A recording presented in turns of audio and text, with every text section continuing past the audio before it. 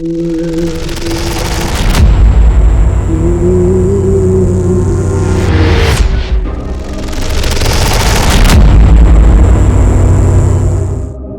was 19 when this happened. I had just started working late shifts at a local diner and usually drove home around 1 a.m.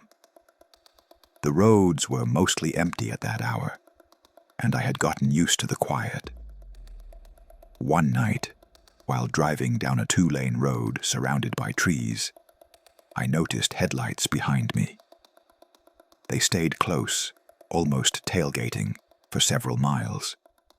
It made me nervous, so I switched lanes a couple of times, but the car mirrored every move. Finally, I pulled into a gas station. The car followed, pulling in right behind me.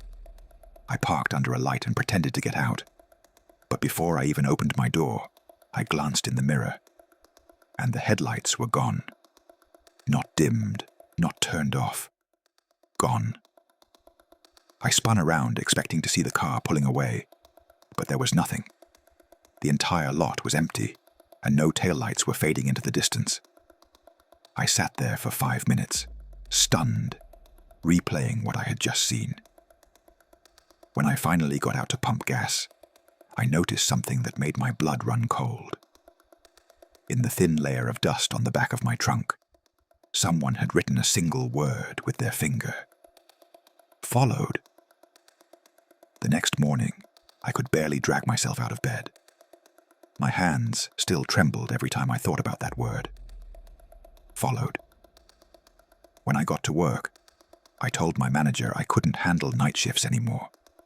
I didn't tell him everything. I just said I'd had a strange encounter on the road. He gave me this long look, then said quietly, "You're not the first one to say that about Route 27. That stuck with me. Not the first one. That evening, I parked my car in a different spot, closer to my apartment window, just in case. But later that night, when I went outside to grab my phone charger from the car, there were fresh fingerprints on the trunk, smudged, uneven, and just long enough to look wrong. I wiped them off and went back inside, double-checking every lock on my door. I didn't sleep much after that. A few weeks later, I moved, changed jobs, even sold that car and started taking the bus instead of driving. But sometimes, when I'm walking home late, I'll see a pair of headlights in the distance, and for just a second, I swear they slow down when they pass me. I still don't know who or what was following me that night. Maybe it was just a stranger with bad timing. Or maybe it's something that doesn't stop following you, once it's found you.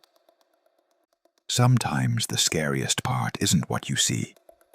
It's what you can't explain.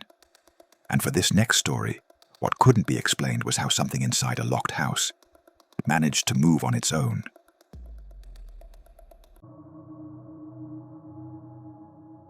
When I was 22, I rented a small apartment alone.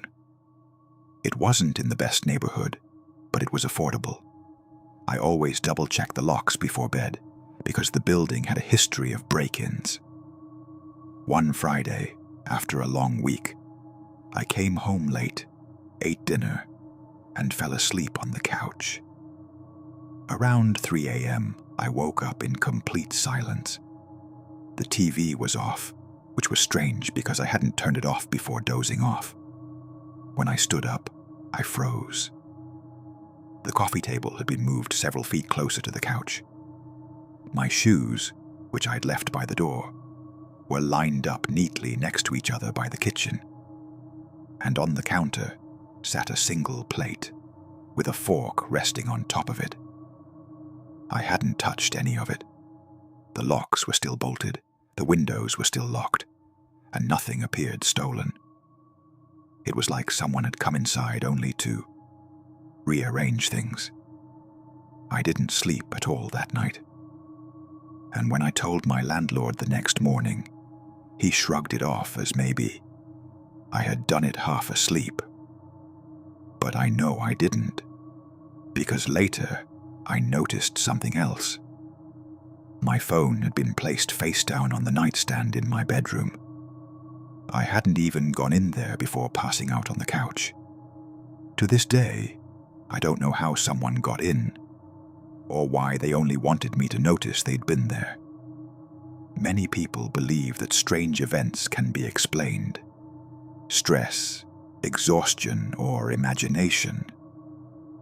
But when multiple people witness the same thing, explanation becomes much harder.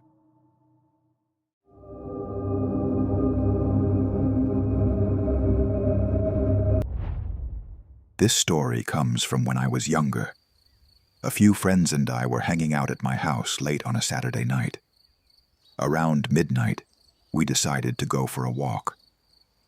We lived in a small, wooded town where the streets were quiet at night. As we walked past an empty lot, one of my friends stopped suddenly. He pointed at the tree line, whispering that someone was standing there, half hidden in the shadows.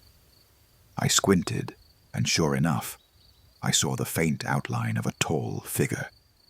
It wasn't moving, just standing perfectly still. We all froze, whispering about what to do. Finally, we decided to turn around and head back. But as soon as we turned, one of my other friends gasped. There was another figure, this one across the street, standing behind a mailbox. We ran back to my house, locked the doors, and tried to calm down. But when we peeked out the upstairs window, there were 3 figures now, all standing in different parts of the street, all completely still. We called the police, who arrived 15 minutes later. By then, the street was empty. The officers told us they didn't find anyone nearby. The police left after a quick sweep of the neighborhood, telling us it was probably some kids playing a prank. But the way those figures stood, still, synchronized and silent, that wasn't a prank. For weeks after that night, my friends and I avoided walking around town after dark. We told ourselves it was just a strange coincidence, our minds playing tricks on us in the shadows. But deep down, we all knew what we saw. 3 figures watching, moving only when we weren't looking. Sometimes, when I drive past that empty lot, I still feel eyes on me from the tree line, like they never really left, just waiting for another night when someone decides to go walking after midnight. We all saw them. To this day, none of us can explain it.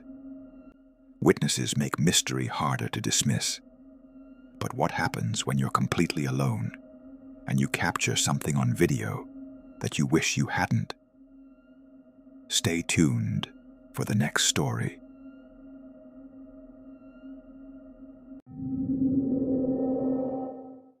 This happened last year. I was 24 and had just moved into my first house. I was testing out my new security cameras, one in the living room and one by the back door. One night, I was watching a movie on my laptop and fell asleep. The next morning, I opened the app for the cameras to make sure they'd been recording. The living room camera had a 4-hour clip saved. At first, it showed me on the couch, asleep. Then, about an hour in, I saw movement. Someone was standing in the corner of the living room. They didn't move much, just stood there watching me. After a while, they sat down in the armchair across from the couch. For nearly 45 minutes, this person just sat there, while I slept. Then, without a sound, they stood, walked to the camera, and turned it off. I woke up on the couch the next morning with no idea anything had happened. The police told me it might have been a glitch or tampering, but I know what I saw on that recording. And the worst part, the armchair where the person had been sitting was slightly angled toward the couch the next morning. I hadn't moved it. After the police left, I deleted the clip. I couldn't stand having it on my phone. The idea of replaying those 4 hours made me sick. For a few nights, I slept in my room with the door locked, leaving every light on in the house.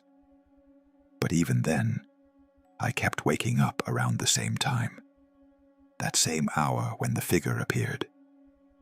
Eventually, I moved the armchair out to the curb. I told myself it was just a piece of furniture, that the angle didn't mean anything. But when I set up a new camera, just to be safe, I noticed something strange again. The old footage had been wiped, completely gone from the cloud, as if it never existed. And that night, around 2:47 a.m., the new camera turned itself off. I've stopped using cameras altogether. Sometimes ignorance feels safer than proof. But every now and then, when I wake up on the couch, I still find the armchair, the new one, turned just slightly toward me again. So I have to move house.